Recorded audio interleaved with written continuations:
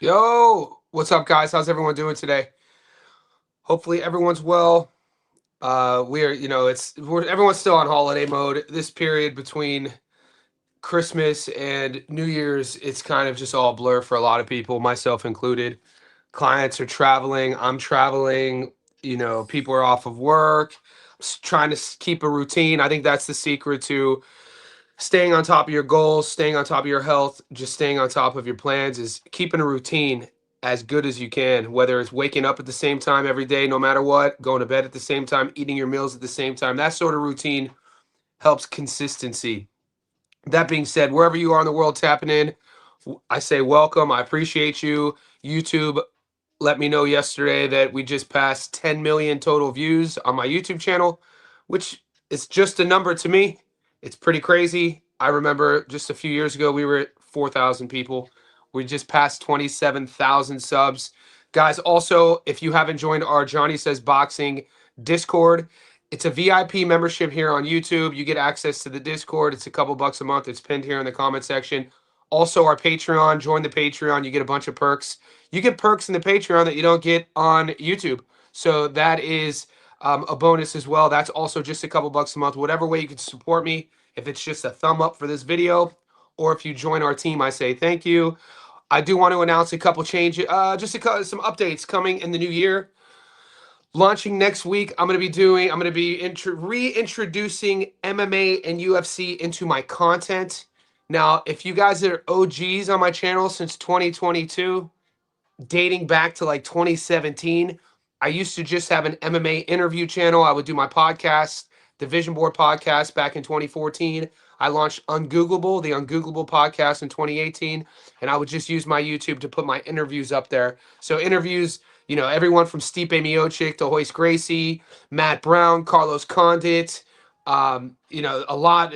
The list is crazy. We interviewed Dan Severn, hundreds of fighters. A lot. It almost seems like a different life for me personally. Anyway, I've been a fan of MMA and UFC since the infancy '93. I watch every fight. It just makes sense. You guys are asking, Johnny, why don't you do stats don't lie videos for UFC fights? I will be doing that in the new year. I'll be picking 1 to 2 UFC fights, and then I'll do a breakdown analysis and prediction, just like our boxing series. We're gonna have an MMA series. Also, one live stream a week. It's going to be my Thursday at 11 a.m. Sydney time is going to be a UFC MMA devoted stream to the betting, and it's going to be co-hosted by Nick from Breaking Bad Boxing. I put that in the Discord already. I put it up on YouTube and I put it up on my Instagram. So that's things to look forward to. We're growing, and I'm constantly always looking on ways how to expand. And over the last 6 months, you guys have asked for things, and we've implemented them, and this is what's helped our growth.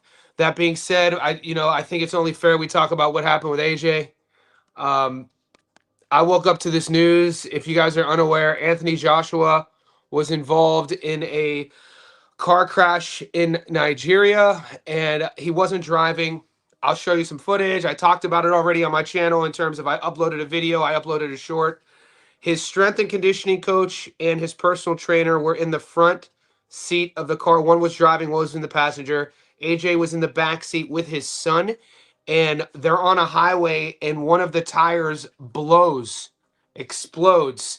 That then forces the car to veer off to the side and crash into a car that was on the side of the road. There are two fatalities. Both men in the front have passed away tragically. His PT, his strength and conditioning coach, rest in peace to the families involved. There's footage of AJ being pulled out of the car.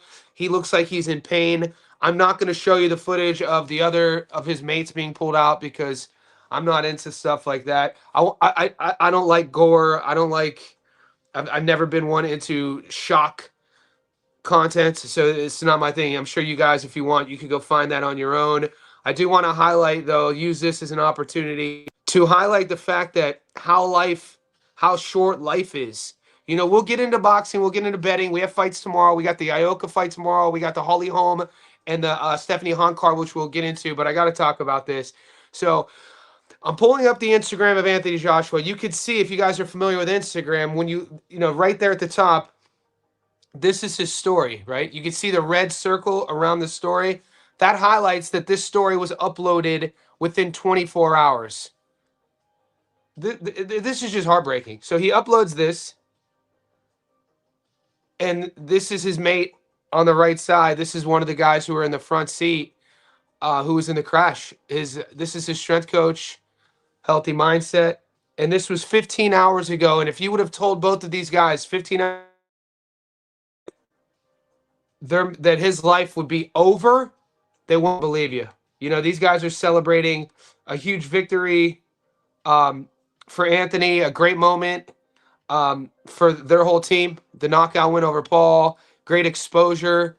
And then within 15 hours of that post, one of them is tragically gone. It's heartbreaking stuff.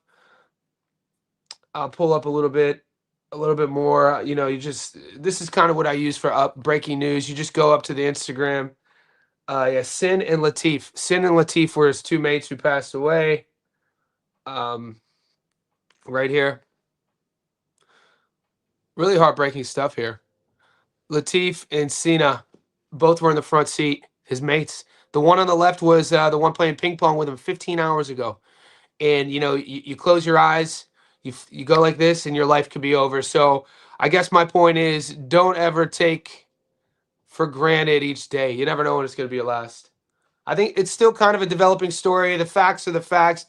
You know, two people have perished.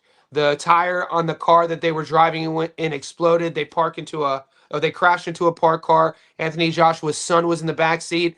Everything I heard that his son wasn't injured.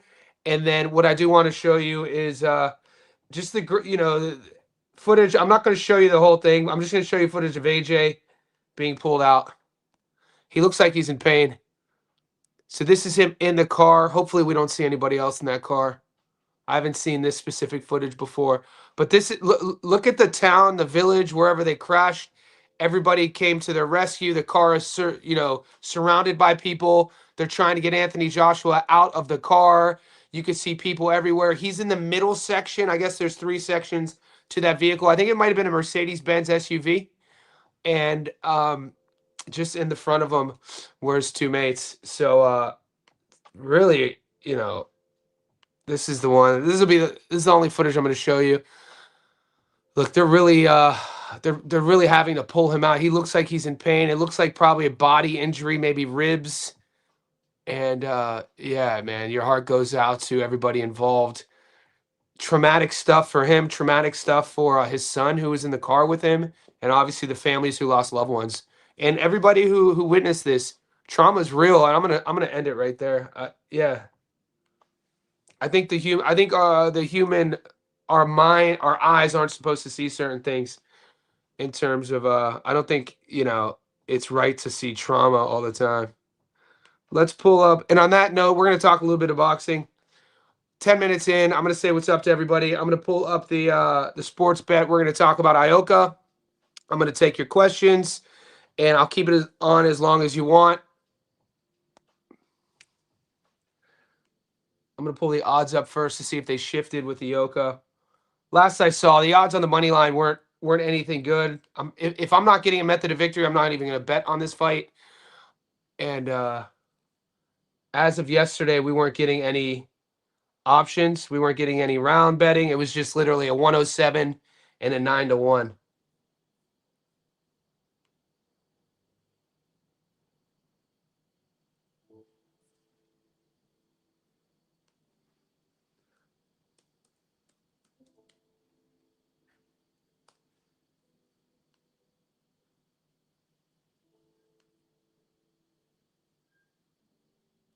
Yeah, there you go. I'm not if this stays how it is, because the fight happens tomorrow night at 8 p.m. So in roughly, it's 11 already. Another 9 hours, 33 hours. I'm not gonna play this.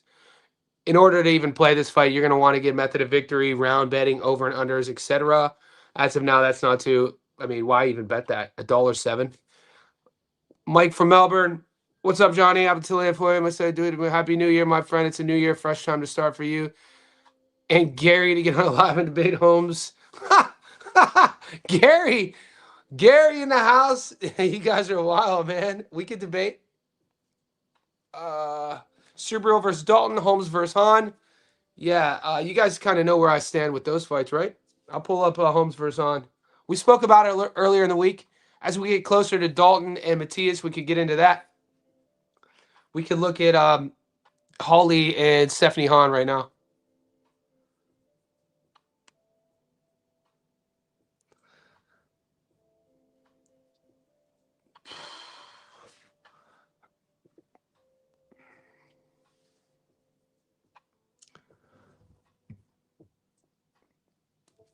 Hahn, 290 dog, 100 on her, gets your money back plus 190, not quite 2-1. 49% back on Holly Holm, which I think these odds are pretty fair. One's 44, one's 35. One's a Hall of Famer in two sports, one isn't. This is a 3-minute, I think these are 12 3-minute rounds. Stephanie Hahn's only gone 10 rounds once in her last fight. She got dropped in the first round and then won a points decision. Holly Holm made a career in the UFC fighting 5-minute rounders, 5-rounder, 5 minutes each. She was always in world title fights. I like Holly Holm in this fight. I think she's better, classier, bigger, stronger. I think she's sharper. I think she should wear Stephanie Hahn down. I'm waiting for props to come out on this fight. What's the other one you said?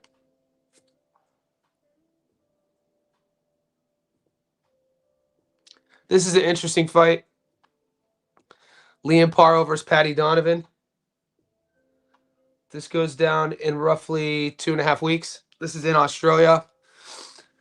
Look at those odds, man. I got to be honest with you. I wasn't impressed with Liam Paro's first fight at 47. He fought David Papeau just a few months ago in Australia. Kind of went life and death with him. I think Paro struggled with David Papeau's size and struggled with the 7 pounds. You know, it's always it's always a case where we just saw it with Nakatani going to 22 against Logan. You have to take that into consideration when a fighter moves up to a new weight class, whether it's a 4-pound jump, a 7-pound jump. It's still extra weight that the fighter isn't used to carrying in a dogfight. David Benavidez against Vosdick, David Benavidez against Morrell, and then we saw Benavidez in his third fight at light heavy against Anthony Yard figuring things out. So maybe that's the case. Maybe Liam was struggling with that first fight. I think that Patty Donovan's better than David Papeau. I think Patty Donovan beat Lewis Crocker both times.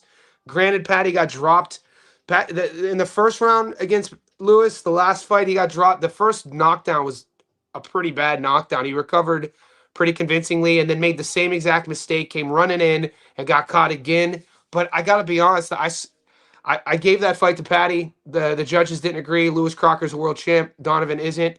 I like Donovan in this fight. I think Donovan's going to be the taller guy, the longer guy. He's the younger guy. I think he's more athletic. I like Patty Donovan here, man. I don't think Liam has the power. It's crazy, man.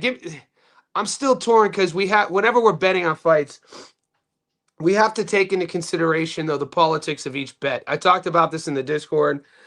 As betting men, as gamblers like we are, we would be ill-advised to not take into consideration that this fight is in Australia, that Liam is the A side, that Patty is the one traveling.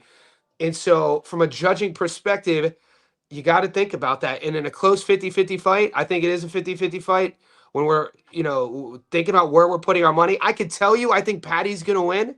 I think Patty should win. But still, that doesn't necessarily mean I'm going to put my money on Patty. In a close fight that goes the distance, I could see Liam winning a decision. So you have to think about that as well. Sent from Pet. Gary wants to talk with you about Holly Holm. Yeah, I talked to him. He was surprised that you picked Holly Holm. I would say hit him. He already talked to him. Dude, I talked to Gary. You guys are wild, man.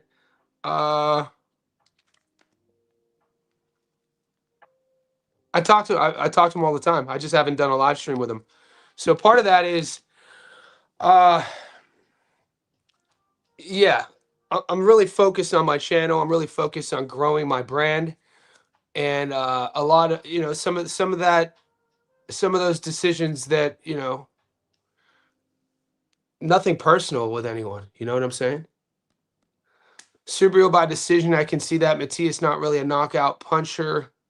If Dalton is mentally already weak, I can see him surviving and having the excuse ready in his head that Matias may be on the gear. I mean, Matias.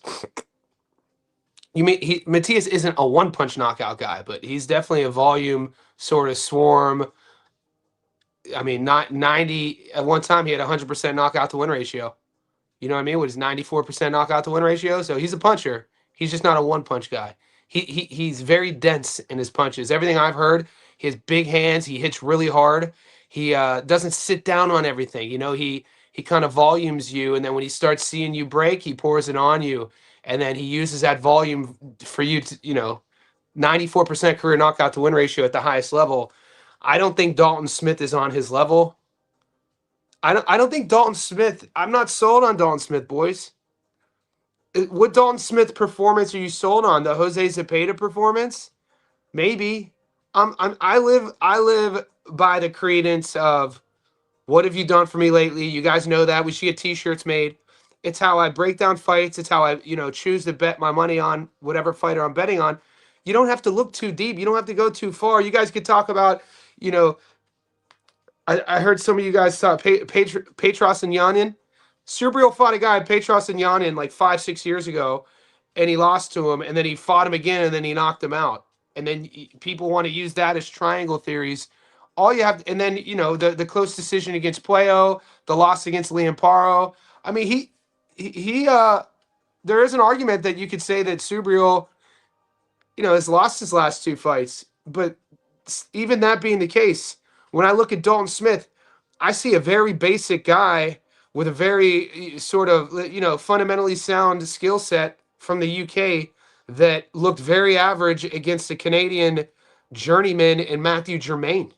So if I'm that's what we're doing here, guys. What we're doing here is we're weighing and we're comparing two styles in a world title fight in Brooklyn, New York. One's Puerto Rican, one's a Brit. The Brit is traveling. The Brit's coming off a very lackluster performance against a Canadian journeyman, which he didn't look good. And the world champion is coming off a very close decision win in which he could have lost against another former world champion, Alberto Puello, who I rate. I think Puello won that fight. So when we're saying what style, is Dalton going to put Subriel on the back foot? Could Dalton handle the pressure and stress of Subriel's style? When we're looking at let's look at the odds. I don't feel comfortable betting money on Dalton Smith. That's all I'm saying. It's going to be another one of these fights, another one of these matchups for me. You guys could clip this. I have no problem losing money on a guy that is fighting a guy that I don't believe in. So I don't believe in Dalton Smith. He's going to have to prove it to me. And as of now, he hasn't proved it to me. And there's no way I'm going to bet $1 on Dalton Smith.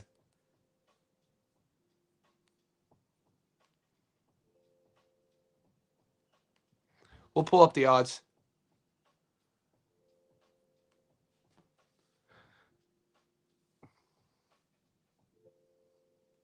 Let's go.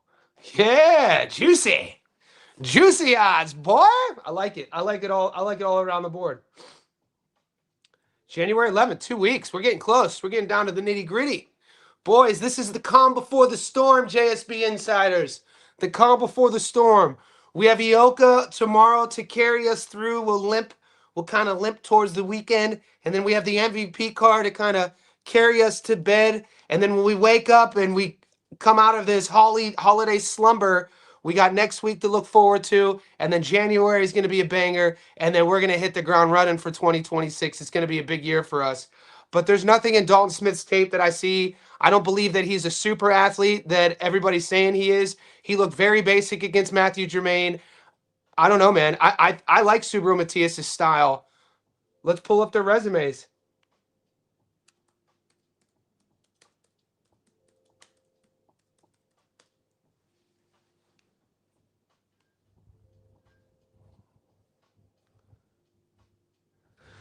Five foot 9.5. He's going to be pretty much the same size. I think Subriel's going to have a longer reach. He's already 28 years old. 18-0 with 13 knockouts. The Matthew Germain fight. The Jose Zepeda fight's probably his best win. That's a 37-4 Jose Zepeda. There's nothing. I don't see anything. I'm sorry. I think those odds are wrong. I think Dalton Smith should be a bigger dog. I was actually I was expecting to see a superstar against Matthew Germain. I'm not lying, guys. I told you guys this yesterday on my live stream. The first time I watched Dalton Smith was his last fight. I watched his tape. The first time I tuned in live, I was they built this card around him. The bright lights, the international stage.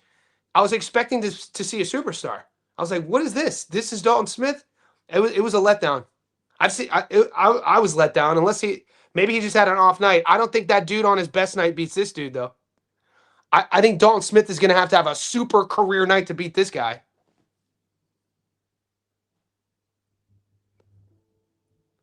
5'8". He's gonna have a 2-inch reach. They're listed kind of the same height. We'll see during the weigh-ins. You never know what what BoxRec tells us.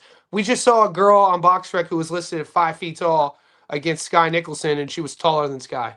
So you never know. We'll know more when they're face to face.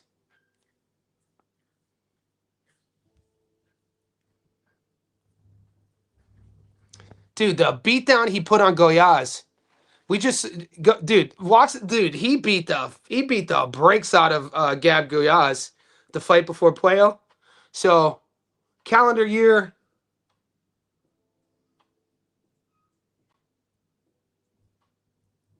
Yeah, this would have been his third. So he fought twice last year.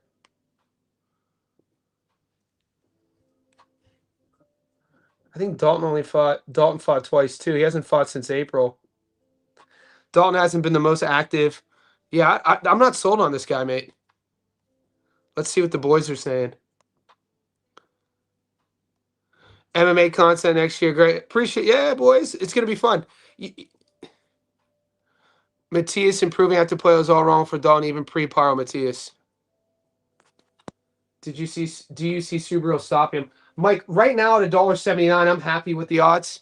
I'm happy with the 79-cent return rate, but closer we get to the 11th, we'll be getting sexy with I'll do a method of victory parlay for the card. We'll pull that card up too. The card's pretty dope.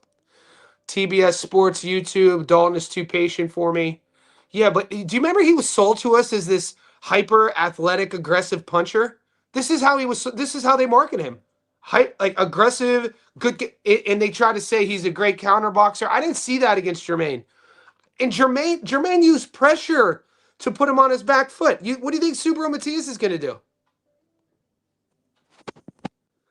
Matias isn't going to give him the space, right? And this is when I talk about how stressful Matias is. This is what I'm talking about.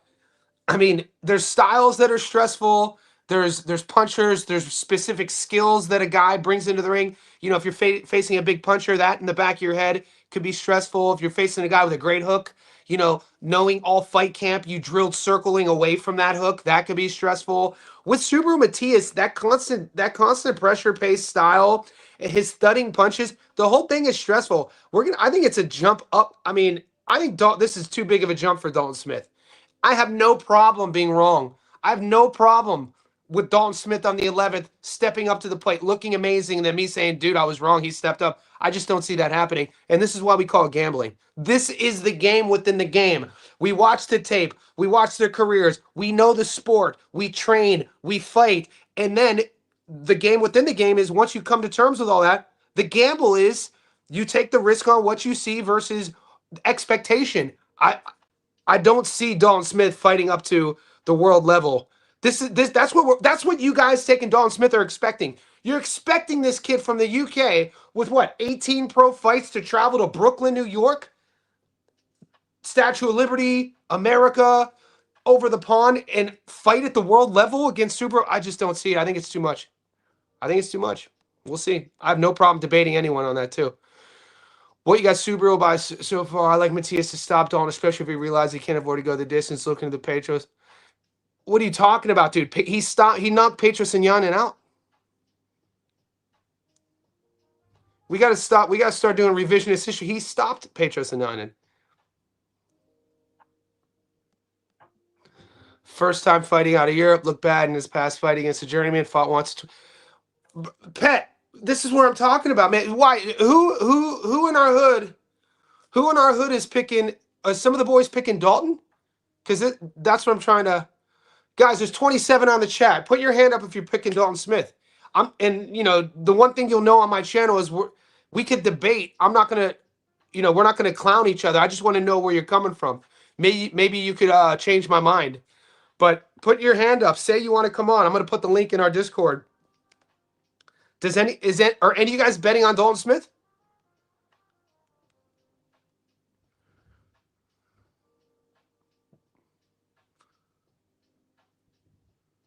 Invite guests.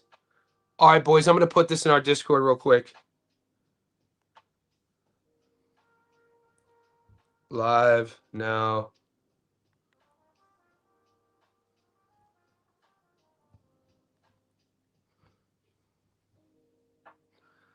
That's the call in link. Anyone who wants to dial in. All right, I put it up in there.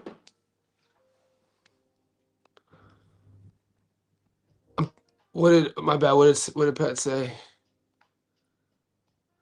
I'm talking about the first fight he lost to Petros, but he was not just. But yeah. I mean, how long ago was that too, though? Yeah, I struggle going that far back though, mate, because like somebody just said, you learn fighters at Subril's level. He's added things to his game. He looked, even from Pero to Matias, he looked way. I mean, his output. I wasn't expecting him to have that much volume and output. So he fought Ngannou the first time, February 20th.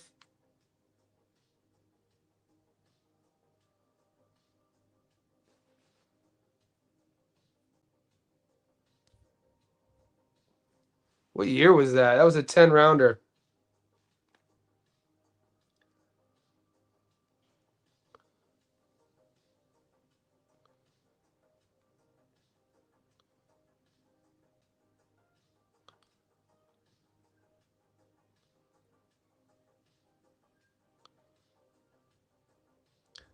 $2022.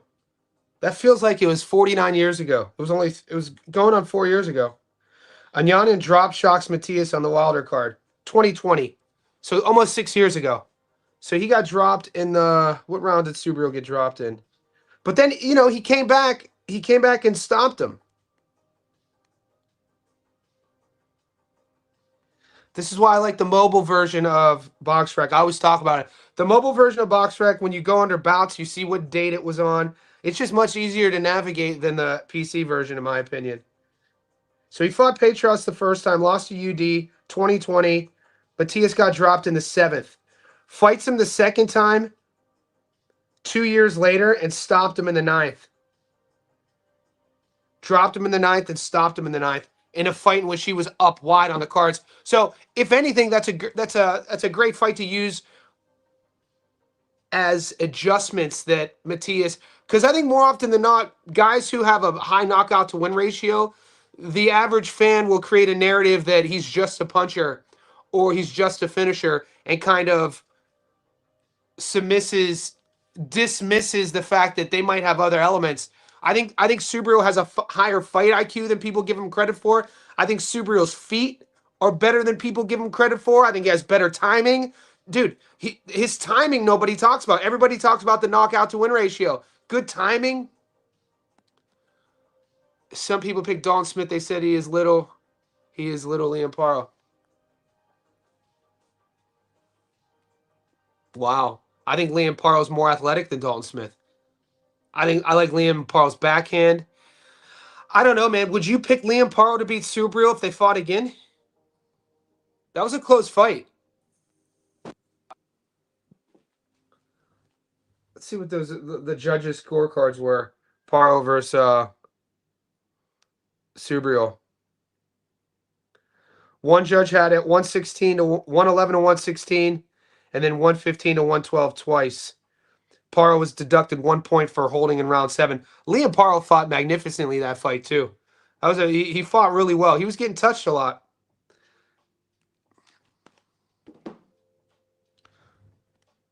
Matias and Yankel money line. Nice odds. Nice.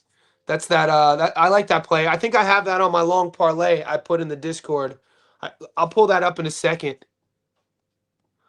We saw how much the layoff affected the Puerto Rican fighter from Pobox, no doubt. Yeah, you're talking about Palaco, the one who just got knocked out. I think that's who you're talking about. We won on that money too.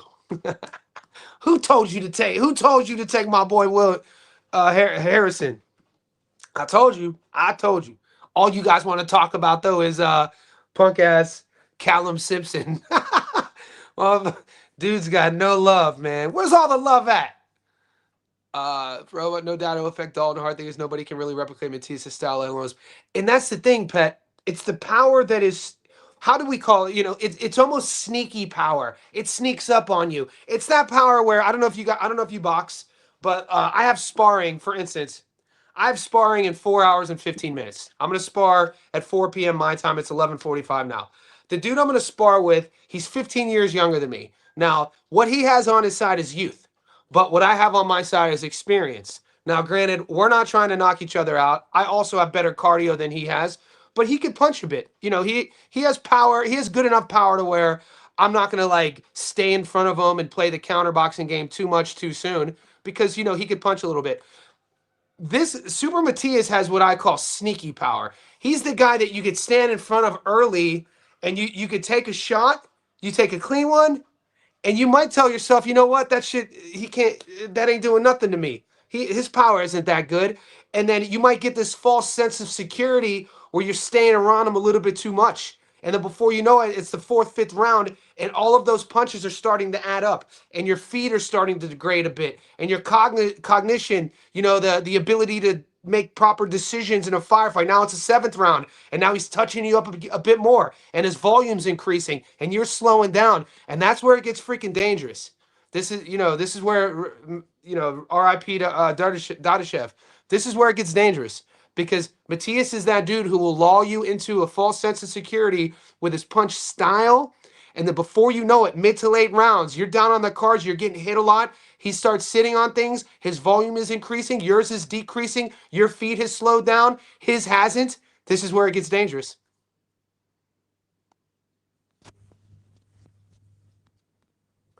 Paro is comfortable. But yeah, Paro's class, man. Liam Paro's class. I love Liam Paro countering. I love him in the pocket. I love his backhand. The fight was it Jonathan Navarro? The fight before David Popo, when Robert Garcia's son brought down, I think Jonathan Navarro, a very highly touted prospect in 2019, and then he took like 5 years off, and then Liam just dismantled him, and then we saw Liam move up to 47, and Liam had to go life and death with Popo, man. Liam really, what Liam struggled with Popo was his size. And we know that was Paro's first fight at 47. We'll see if he could settle into, you know, this next fight. But this next fight's no cakewalk either for him. I mean, I got to be honest. I think Patty Donovan beats him. I do, man. I rate Patty Donovan. I think Patty Donovan is athletic enough to beat him. I think he's skilled enough to beat him. I think he's active enough to beat him. The only thing is that fight's in Australia.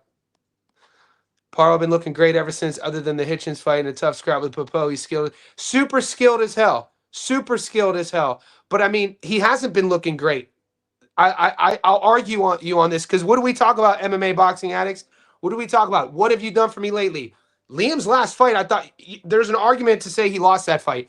He was getting hit clean. His eye was mangled. His face was in a mess. He went life and death with a guy who was 30-0 with 4 knockouts. And he made Popo look like the big puncher. He was making David Popo look like a knockout artist.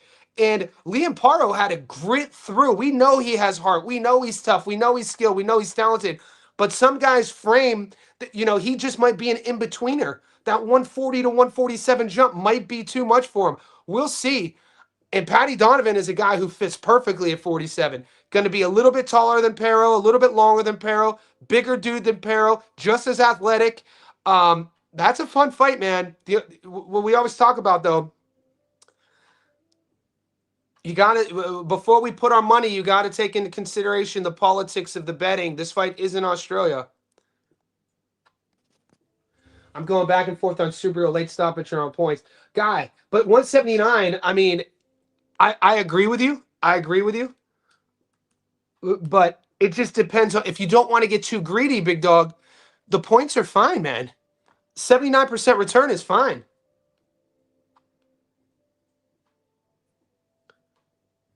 Here's a little bit of a tip for you guys. If you guys like, if you're, let's say you're not on a winning streak. I don't know. You know, you guys see all my bets. You know, we're gonna find a victory every week. I'm gonna find archaeologist in me. Now, if you're one of these guys that you haven't had a victory in a while, you need to adjust how you bet, right? You know, not necessarily what you're seeing, but how you're seeing it, how you're operating it. So for me, my philosophy is when I see a guy like Liam Park or a guy like Subaru Matias, and on the money line, we're getting $1.79, then, you know, that's enough for me. I'm not going to get greedy.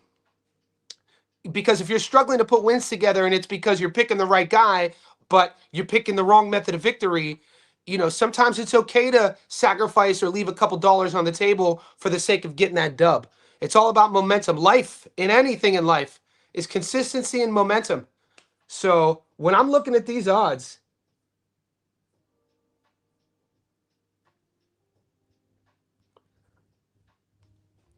and we're getting Subriel at 71%. That's enough for me, man. If that was 149, I might get sexy with it. And you know damn well come January, come fight week, I'll tell you where my lean is.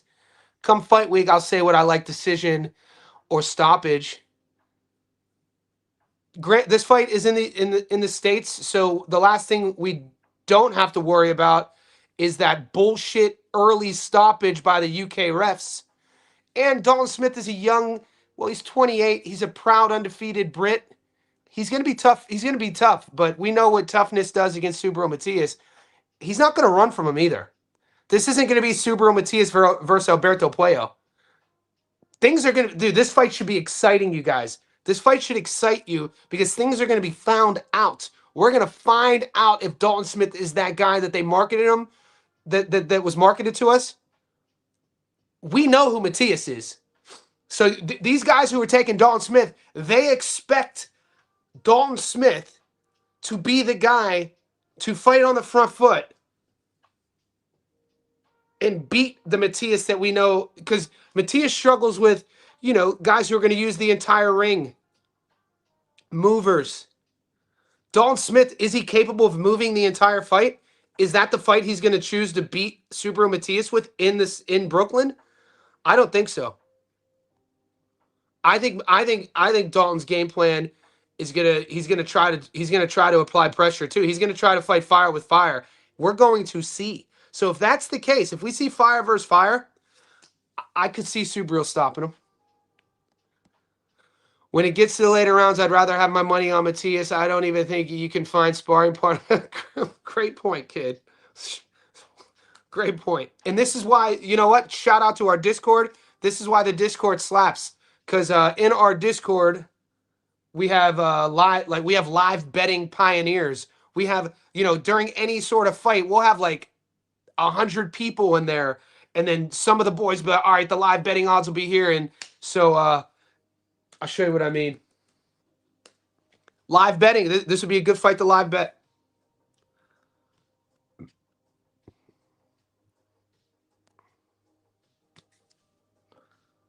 So right now, I think we're at 339 JSB insiders. Yeah, we need somebody join. We need who's going to be the 340th JSB insider? So my picks, community picks, boxing. Anyone who wants to dial in, share tab instead. Yeah. So my point was the live betting option is always a good spot to either hedge your pick or double down and make money on your pick.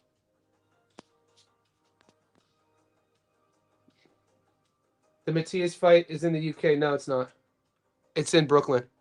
Brooklyn. New York, ain't the city of dreams, and everything in New York ain't always what it seems. You might get If you come from out of town, but I'm down by law, and I'm from the dog pound, the incredible, the lyrical. To see me is gonna take a miracle. Johnny, are you putting your money where your mouth is? Yes. What are you talking about? Holly Holmes. Johnny, are you putting your money where your mouth is and putting a packet? Yes. Holly Holm beats Stephanie Hahn. Holly Holm, better athlete, bigger, more, way more pedigree, more season, more power. I give her the endurance advantage, the cardio advantage. This is a 44-year-old girl on paper, but this woman lives in the gym. Before she even went to the UFC in 2013, she was a Hall of Fame boxer. She was already in the Hall of Fame as a boxer, right? So, she fights carves out a Hall of Fame career in MMA, different energy system, adding the grappling side to things. You're grappling, you're wrestling, but she's a striker.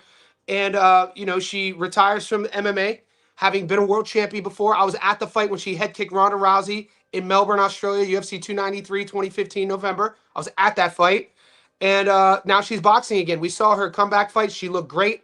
I just watched Stephanie Hahn's last fight as well. She got dropped in the first round, kind of a flash knockdown. I don't think a girl like there's Stephanie Hahn at 35 does not beat Holly Holm. Holly Holm is an apex athlete.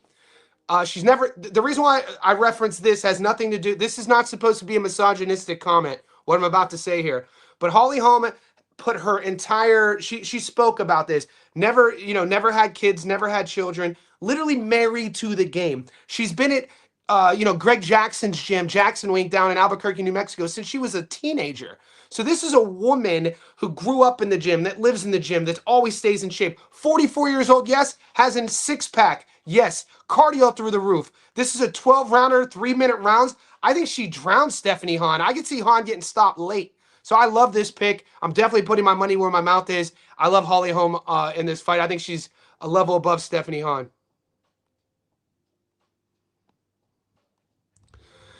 What do you think about Yahadia Herrera being added to the Cabello card? And will you look into the card of Matias Keith Conlon when the time? Yeah, of course. Keith Connolly, undercard of Matias plus Keith Cologne. Yeah, of course. I thought Holly looked washed when she left MMA, but I never seen the girl. MMA is a different breed. MMA is a totally different animal. She took a lot of, she has a lot of miles on her. She does.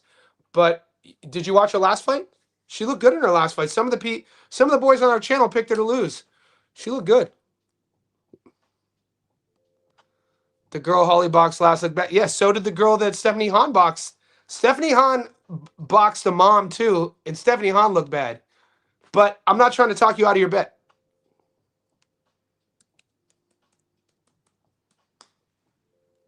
And when I'm betting my money, I don't look at the opponents looking bad. I look at how the fighter I'm betting on looks.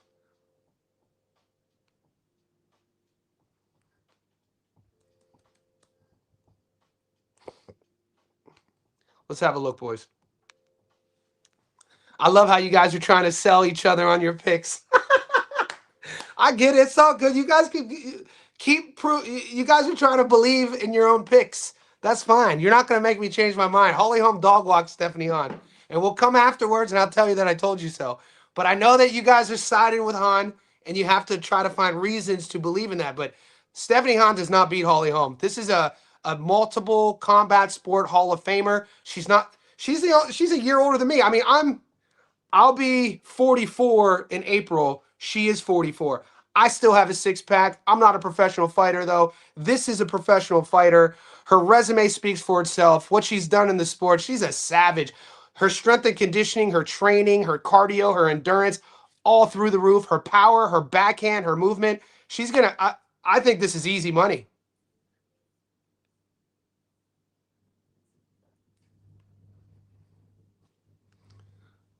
I think so. When you look at the size, I think she's going to big sister her. I think she's going to bully her. I think Stephanie Hahn's too small. I think she's too basic. She rushes forward.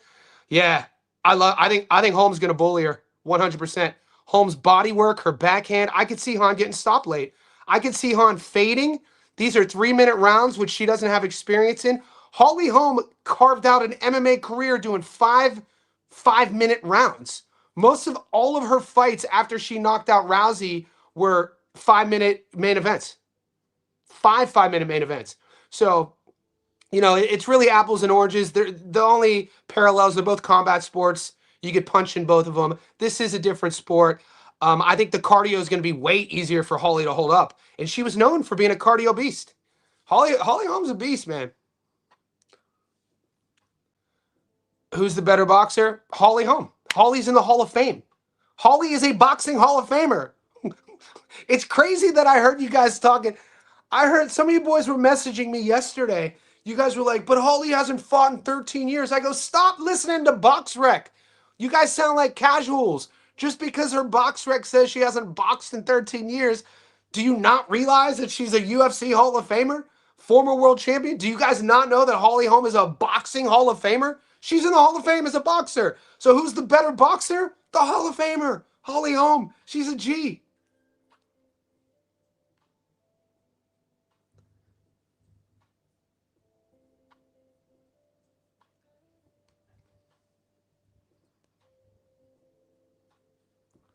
Preacher's daughter in the house. She could crack too, man. Always, this chick always in shape. The thing I admire the most about Holly is her conditioning. Being a strength and conditioning coach myself, that was always what she weaponized: her cardio, her endurance, her conditioning. I think she's going to dog walk Stephanie Hahn. I don't think Stephanie Hahn has the pedigree, the experience. I don't think she has the endurance. I don't think she's ever been hit by somebody like Holm. Holm hits like a dude. And let's take a look at the odds. Look when you see how thick when they're doing their side by sides. This fight actually excites me, but then again, I could get excited by two crackheads fighting in the city center. I'll get excited by two fucking crackheads fighting over a piece of bread, boy. You give me a Hall of Famer versus a 35-year-old mom, I'm in. Yeah, what? Let's see this one more time. Right there, right there. You can see the size differential. Let's look at the odds.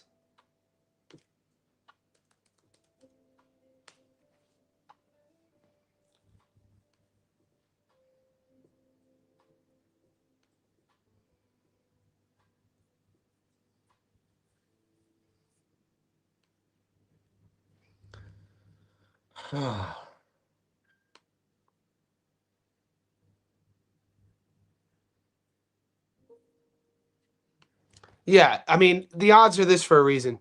Stephanie Hahn's a 2-1 dog for a reason. You know what I mean? Um, $1.49 on Holly. 49%. It's a nice parlay booster, but I'm gonna wait until the fight weekend for method of victory. I could see Holly on points, but even Holly stopping her late. She gets an extra minute each round. She gets 36 minutes to fight this girl. I think that favors Holly. I think you guys would be ill-advised to look at the age. This isn't your average 44-year-old at all. And I was actually impressed with what I saw in her last fight. I wasn't expecting her to look as good as she did in her last fight. And what I mean by that, her output. She didn't look tired. She didn't look slow. She didn't look weathered. She didn't look worn. She didn't look shot. She looked like a girl that was making another run at becoming another champion. So that's my take. I'm not betting on Hahn. I've never seen her. Maybe Holly refreshed. Watch her last fight, Kiza. You can find both of the fights. They're both on. We streamed both of them here.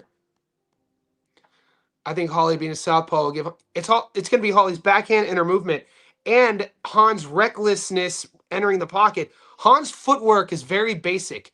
Do you guys ever wonder why women in boxing always get headbutts and cuts?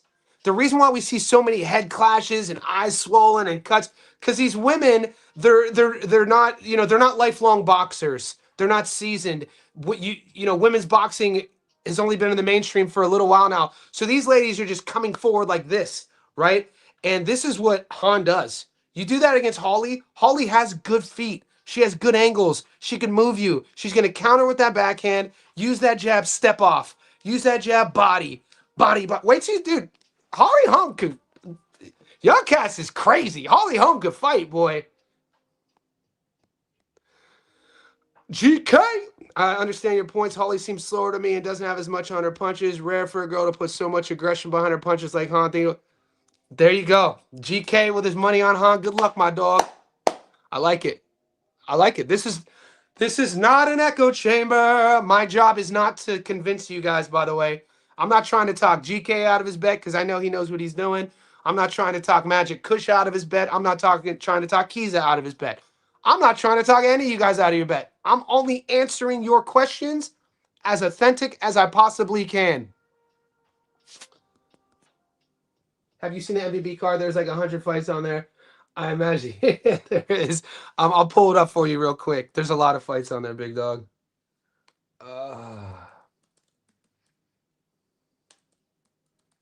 Yeah, we'll just pull it up real quick.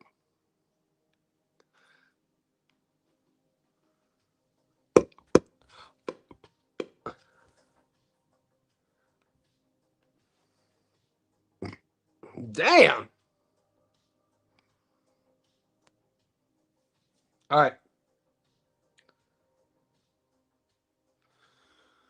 Wow. Okay.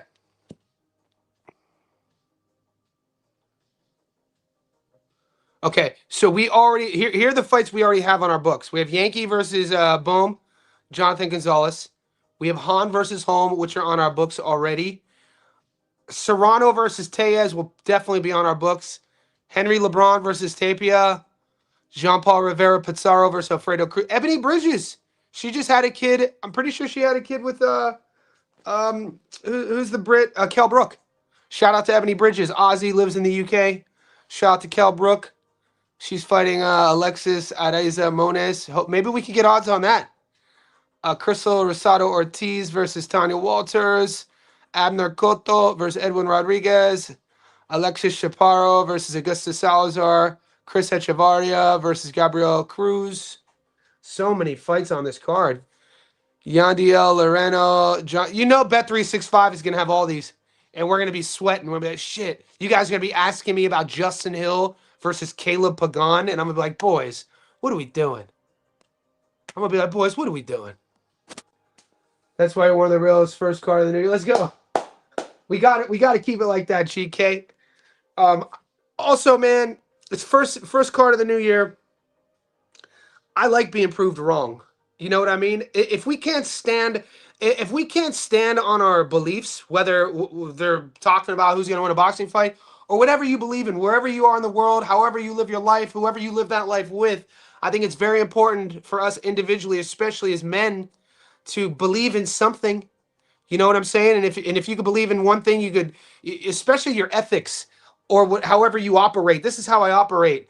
From what I've seen, from the careers I've seen, from every fight you guys ask me, I don't just look at the numbers or boxer. I watch film study. I'm not bothered by the 44-year-old Holly Holm. It doesn't. The age with her does not bother me.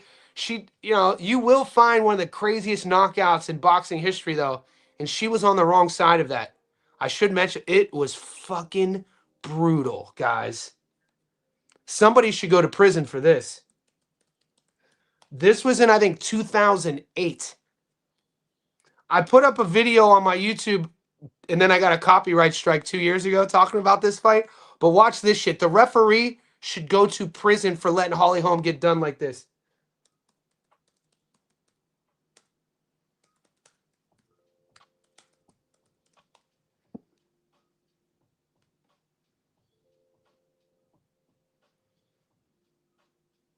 All right, guys. This is straight up brutal.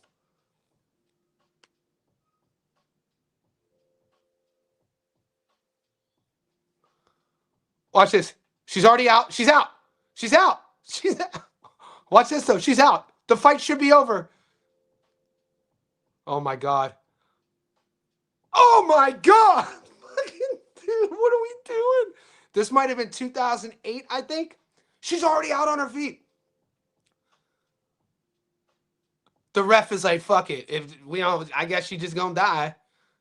That was so to this day, this knockout is up there with Tommy Morrison getting knocked out, in my opinion. Look at that. The ref's like, you know what? Fuck it. We gonna let her fight. We gonna let her fight. This is horrible. Oh my God. Dude. So yeah, just to let you know, there is that. There is that.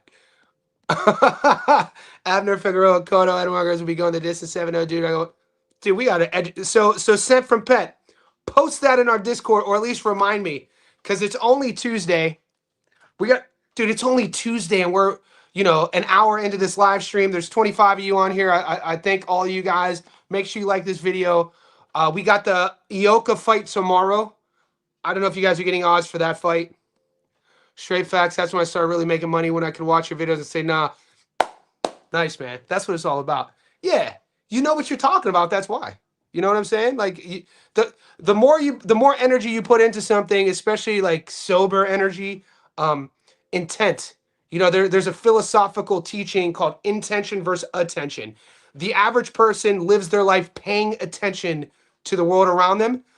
The elevated person lives their life placing intentions to the world around them. Intention versus attention. Be that person. Have intention with everything you do, and you'll see things increase. It's one of the worst knockouts ever in boxing. Bro, it's freaking brutal. Especially the referee just, Holly's knocked out like this. The referee taking her arm and kind of like putting her back to life. Holly, the only boxer I can think of who's gone MMA and done good. Yeah, and Kiza, she was a Hall of Famer. Let me pull something up for you.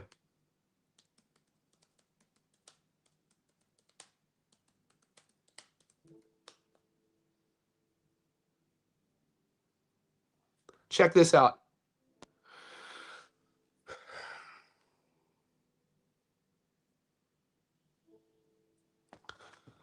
Holly Holm was inducted into the International Boxing Hall of Fame in 2022. Recognized for her dominant boxing career before her transition to MMA, where she won multiple world titles across 3 weight classes with a stellar 33-2-3 record, solidifying her place as one of combat sports' most unique legends. So, when you ask me about Holly Holm fighting Stephanie Han, this is what I'm leaning on. This is what I mean by pedigree. This is what I mean by experience. You can't rush these things. Stephanie Han's not 25. She's 35. She was a police officer. All Holly Holm does is fight. I mean, Holly Holm is an OG to the game. In a perfect world, to put a ribbon on both of these careers, Holly Holm goes out this weekend, looks absolutely fantastic, stops Stephanie Han, and gets a big sort of masterpiece showcase fight with MVP. That's what she's training for. If you think that this is just a fluke, she saw the money coming in women's boxing a couple years ago. She saw the damage that she was taking in MMA. She saw how MMA was evolving. It was becoming less of a sort of, one-trick pony sniper sport 10 years ago, where you could be sort of skilled in one thing and still kind of maneuver through, to like, you better be all around solid everywhere. And this is a striker by trade, right? She came into the MMA as a striker, and the knock on her was always her takedown defense, going to the mat, getting off of her back, getting subbed, etc. But she was good kickboxing, good strikes. But when she saw all this money pouring in a couple years ago, shout out to Jake Paul and MVP, dude. This is a motivated ass 44-year-old who's having a whole nother go at getting the bag. And it's gonna be a fun fight. And I think she's gonna pull it off. I think she's gonna look good. I think she's gonna surprise people. And more importantly, I think she's gonna remind people about Holly Holm is that bitch. She's always been that bitch. No offense. Where I come from, that's a compliment. She's that bitch. I tell that to my girl. I'm like, Chrissy, you know you that bitch, right? She's like, why are you so vulgar, Johnny? Why do you swear? Chrissy, you know you that bitch. You're so vulgar. They still got no options for the Oka fight, not even worth a parlay. Nah, I agree. I'm leaning Nikita knockout. Oh, shit. Y'all cast is getting saucy, Adu. Adu's getting saucy. I'll come back to that. Alex Pereira got to be combat sport GOAT. Holly Holm might be the family combat. Alex Pereira got to be the combat sports GOAT. I mean, what he did in kickboxing. I mean, I don't know. I kind of I would probably, if Holly Holm becomes a world champion again in boxing, considering the popularity internationally and historically that boxing has versus kickboxing. When Alex was fighting Stylebender in kickboxing, that was in front of a couple hundred people. You know what I mean? It's kickboxing. I disagree with that. Pereira has what, like 12 fights in MMA? Under 15 fights? I mean, he's done a lot, multiple division champion. I disagree. He's very Alex Pereira is he's good at, he could crack. We've seen him knocked out cold before. That's a good conversation to have. But when I think Alex Pereira, I don't think the combat sport GOAT by no means. I'm leaning Nikita knockout. Dude, if Nikita Tszyu knocks out Zverev, fuck. I don't know, man. Only ever two-way champion, Glory, and two-way champion, UFC, Alex the GOAT. I disagree. I definitely, Glory, I mean, there were only two-way champion, Glory. I mean,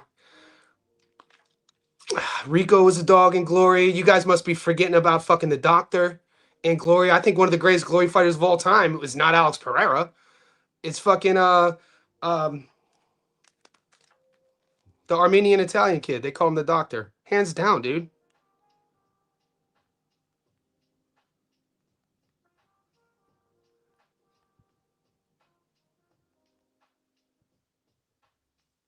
His brother fought in the UFC. Yeah, Giorgio Petrosian, dude. You guys are out of your mind. Giorgio Petrosian, in terms of a combat sports career, this is recency bias.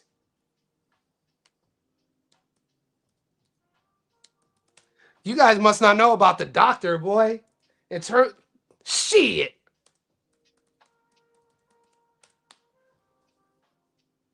Let's go, dude. What are we talking about?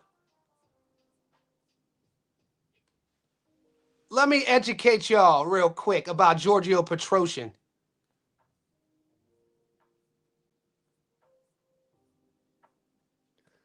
This man, watch his tape, watch his career.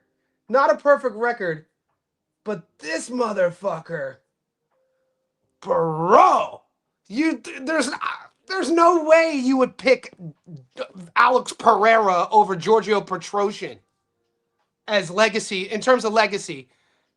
Multiple sports, yeah, granted Giorgio was just a Glory kickboxer, but I mean, Alex Pereira, I mean, you really like the one-dimensional style to call him the combat sports GOAT legend? I don't know, man. He's really, like, I mean, you could call him basic. He's really basic. Stiff. I don't know. Y'all cats are getting offended. Y'all cats are getting offended. 13-3 in the UFC. Well, let's see how many UFC fights is he at. What is he even at 10 UFC fights? He lost Ankalaev in a shit fight. 1, 2, 3, 4, 5, 6, 7, 8, 9, 10, 11, 12. Shit, he's had. Okay. I would not call him the GOAT. I wouldn't put out, in terms of the greatest UFC fighter of all time, I wouldn't even put Alex Pereira in my top. I would put Anderson Silva. I'd put BJ Penn.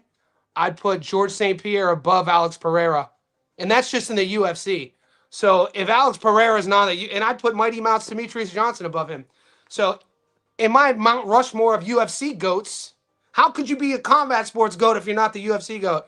So in terms of what each fighter meant, and Royce Gracie, I put Royce above Pereira for what each guy meant for their era and what they did. I would go no particular order. I go Anderson Silva, definitely BJ Penn, definitely George St. Pierre, definitely Royce Gracie. Yeah, Pereira's not even in my top 5, mate. And then in Glory Kickboxing, his legacy doesn't even hold a candle to Giorgio Petrosian. So I don't know what you guys, maybe this is recency bias. I agree, they all better MMA, but none of them two-weight Glory champ. Yeah, dude, what are they talking about? I'm not calling anyone a casual here. It's just sometimes I think people forget that I watch just as much MMA. I watch just as much kickboxing than I do boxing. So like, we could go toe to toe with all these combat sports. Alex is great for what he is. He's very one-dimensional. He can't grapple. You know what I'm saying? Like he's kind of like a throwback in terms of like a specialized sort of fighter. He's stiff, doesn't use the entire octagon, but he fucking hits like a truck, dude. He's like, he's kind of chinny. We've seen him knocked out cold before in Glory. We've seen him knocked out cold by 4 against a middleweight in the octagon. But I think that just goes to show you the levels of the sport. MMA is still new. MMA, as an organized sport, has only been around since 1993. And very new. And what other sport came around in your lifetime?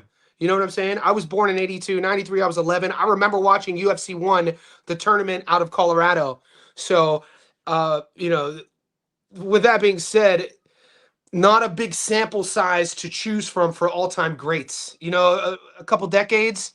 So that's kind of the argument there. But calling him an MMA GOAT is absolutely insane, dude. Insane. UFC is hard to GOAT because the fighter is so well diverse now. When you want to look, though, at what fucking BJ Penn did in dude, BJ Penn fought at heavyweight before. BJ Penn won title, I think, 45, 55, or 55 and 70. BJ in his prime, there's a period of 5 years no one beats BJ Penn. You can almost say the same for George St. Pierre, though. There's a period of about, after his loss to Matt Serra, when GSP lost to Matt Serra, he was upset. Nobody saw that shit coming. He went on his run, and nobody touched him. But Anderson Silva, when Anderson Silva broke in, when he was coming over, and then he broke into the UFC, his run, the knockouts of fucking Rich Franklin, Forrest Griffin, what he did to wasn't it? I hate using my phone. Up until when he was showboating against Weidman. Probably that first knockout against Rich Franklin, and then when he got stopped against Weidman. But that era, I think he might have been. He has a record. Defended his belt 16 times, something along those lines. Think about that. Defended his belt, I think 16 times, dude. Something insane.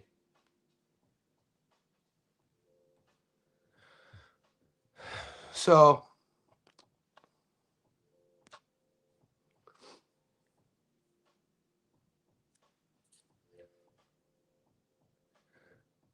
holds the record, longest title reign history, 2,457 days.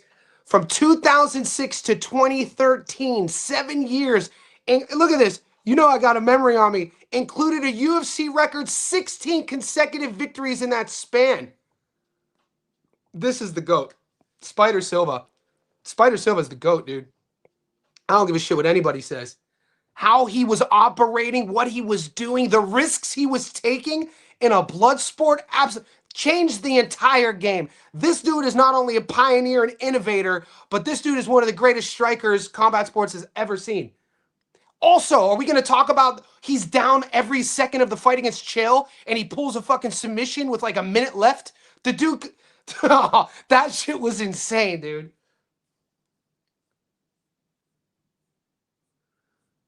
Chael talked all that shit and was this close from becoming a world champion. And fucking Anderson finds a fucking last second Hail Mary sub.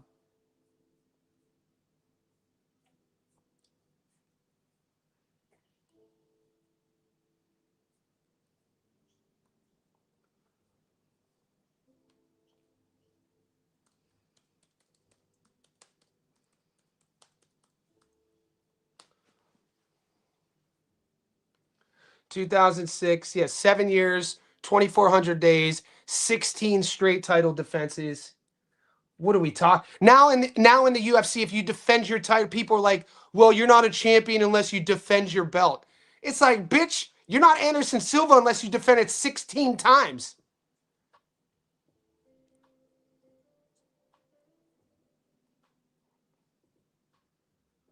Yeah, so from about right here.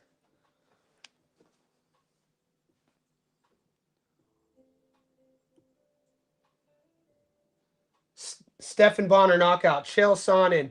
Oh, it wasn't a sub. He kneed him. No, that was the second time. Yeah.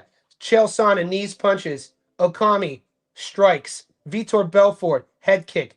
Chael Sonnen triangle armbar. 3 minutes and 10 seconds left in the fifth in a fight that he was down.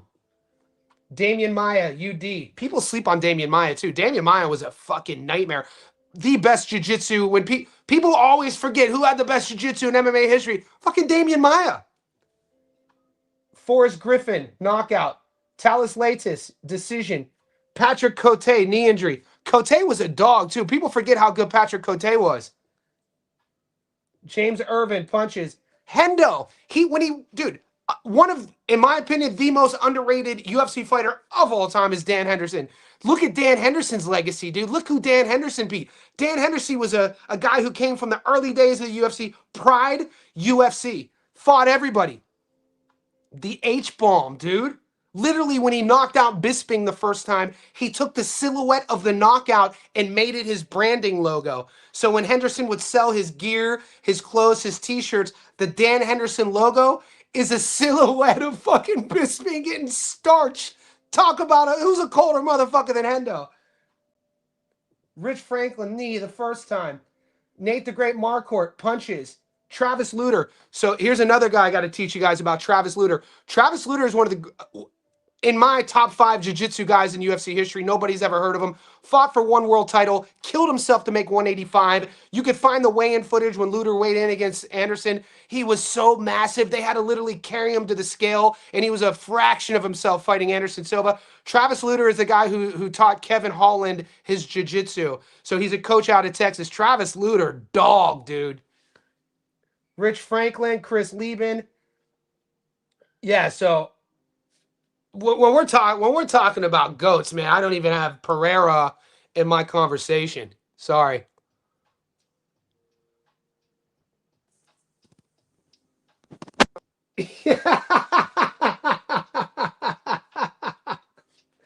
We didn't come to take part. We came to take over. Different weight class. Spider's a middleweight. John's a light heavy. Different weight class. I'm a big John fan too. Dude, when John fucking knocked out fucking Lyoto Machida, dude, and how, or when John tapped out Lyoto, and when he's standing, I think it was a standing guillotine, and then the ref comes and he just drops him, and Lyoto Machida, an all-time great, just fucking, John was brutal. Party the hooligan, you can't beat that guy. Kadal Pedrin, rear naked choke. He's like, you'd have to be a special guy to come and beat the Irish. We didn't come to take part. We came to take over. I'm not saying Alex Omega. I'm saying no one has done what he's done combined too. Yeah, they have. Holly Holm. Who's in the Hall of Fame? I guess they're both still fighting too. What, bro? That sub when Johnson and Lyoto Machida was just no cat off the street. Lyoto Machida was a goddamn legend. Lyoto was a dog, dude, and how he just fucking. On that note, I'll see you guys. You guys are beasts. Kiza, I got you, brother. Kiza, it's all good and fun. When we start doing the MMA lives, you got to come on and shoot it with me too. You got to come on these live streams, brother. Boys, you guys are beasts. I'll see you. My accent's horrible.